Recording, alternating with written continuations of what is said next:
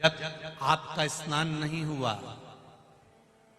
आप बगीचे में गए हो, आज्ञा लेकर किसी के वृक्ष से पुष्प ले रहे हो, किसी टाली से पुष्प ले रहे हो, तो उसके मालिक से आपने पूछकर उस पुष्प को आपने तोड़ लिया,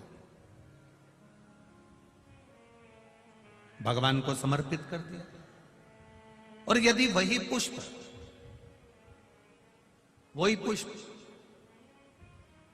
आप बिना पूछे, जिसका बगीचा है, जिसका पौधा है, जिसका पेड़ है, उससे तुमने पूछा ही नहीं, और तुमने तो सोचा हाँ सवेरे सवेरे कौन देख रहा है, फूल तोड़ा, लिया और शंकर जी को चढ़ा दिया। तो शिव महापुराण की कथा कहती है ये पुण्यता का कार्य नहीं है, ये पाप कर्म की शुरुआत हो जाती है, इसमें सुख का अनुभव नहीं होता।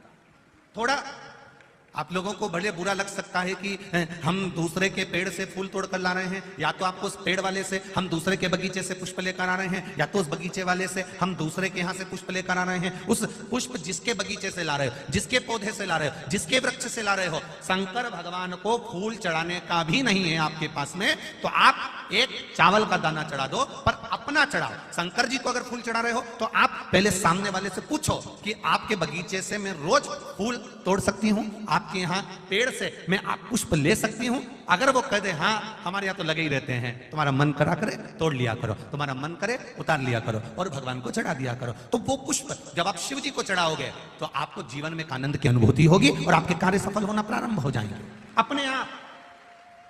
पर यदि हमने चोरी कर चुपचाप से जाकर पुष्प को चुरा लिया, बगीचे से निकाल लिया, और तुमने सोचा मैं भगवान का श्रृंगार करूंगी, मैं भगवान को सजाऊंगी, मैं भगवान का अलौकिक श्रृंगार करूंगी, तो उसमें पुण्यता का भाग नहीं आता महाराज, उसमें सुख का अनुभव नहीं होता है, उसमें आनंद का अनुभव नहीं। शिव जी पर चढ़ाने वाली वस्तु, शिव जी को समर्पित करने वाली वस्तु, शंकर भगवान को देने वाली वस्तु अपनी खुद की हो। पहले के लोग क्या करते थे, मंदिर जाते थे, मंदिर का ही जल भरकर शिव जी को चढ़ा देते थे। अब आप लोग मंदिर का जल लेते हो क्या? बोलो बोलो जम के बोलो जरा। नहीं लेते। कहां से लेकर जाते हो? अपने अपने घर से लेकर। कारण क्या है? वास्तु दोष होता है तो घर में होता है, पितृ दोष होता है तो घर में होता है, काल सर्प दोष होता है तो घर में होता है। घर के हंडे में से, मटके में से, परिंडे में से जब हम एक लोटा जल लेकर जाते हैं और शिव जी को समर्पित करते हैं तो अपने घर के सारे दोष अपने आप समाप्त हो जाते हैं। केवल जल समर्पित कर देने पर, केवल जल चढ़ा देने पर सारे दोष मिट जाते हैं, सारे दोष। भगवान शिव ओगड़दानी, त्रिकालदर्शी, कैलाशी, अविनाशी, मेरा देव अधिदेव महादेव, करुणा करने वाला। फूल पंच पुष्प, शिव महापुराण की कथा है। फूल चढ़ाने से पहले फूल चढ़ाने का तरीका आना चाहिए। फूल चढ़ाने से पहले कौन से पुष्प आप देने जा रहे हो, वो फूल कहां से लेकर आए हो, उसका तरीका आना चाहिए। भले आपके पास में पुष्प नहीं है, आपने मंदिर कई पुष्प चढ़ाया, तो उसका भी तरीका आना चाहिए। कोई जरूरी नहीं है कि आप नए नए भजन का निर्माण करोगे।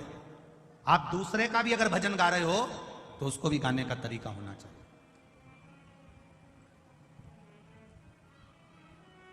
कभी कभी आप भी जाते जाते रास्ते में किसी का पौधा देख लेते हो, किसी का पेड़ देख लेते हो, किसी का बगीचा देख लेते हो, किसी की वस्तु देख लेते हो, आपके भीतर भी वो भाव जागृत हो जाता है कि ये अच्छा फूल है, मैं भगवान के लिए तोड़ लेती हूँ। अभी नवरात्रे चल रहे हैं, लाल कलर का वो फूल होता है ना, तो लोग किसी के भी पेड़ से, किसी के भी बगीचे से, किसी के यहाँ से भी तोड़ कर ले आते हैं, देवी जी को चढ़ा देते हैं, बड़े प्रेम से पल्लू वल्लू लेके खुश होके। तुम सोचती हो कि देवी मैया प्रसन्न होगी, देवी जी कह रही है अरे वो चोटी, बताओ, दूसरे के घर का चुरा कर लिया, दूसरे के घर का उठा कर लिया, दूसरे का सामान लेकर आ गई और चढ़ा कर कह रही है कि मैंने भगवान का पूजन कर दिया, भगवान की आराधना कर दी, भगवान की सेवा कर दी। ना ना, जिसे अपने घर का एक लोटा जल लेकर जा रहे हो, अगर किसी के यहां तुमने पूछ लिया कि हमें आपके बगीचे का फूल ले जाएं, वो आज्ञा दे दे तो ले जाओ।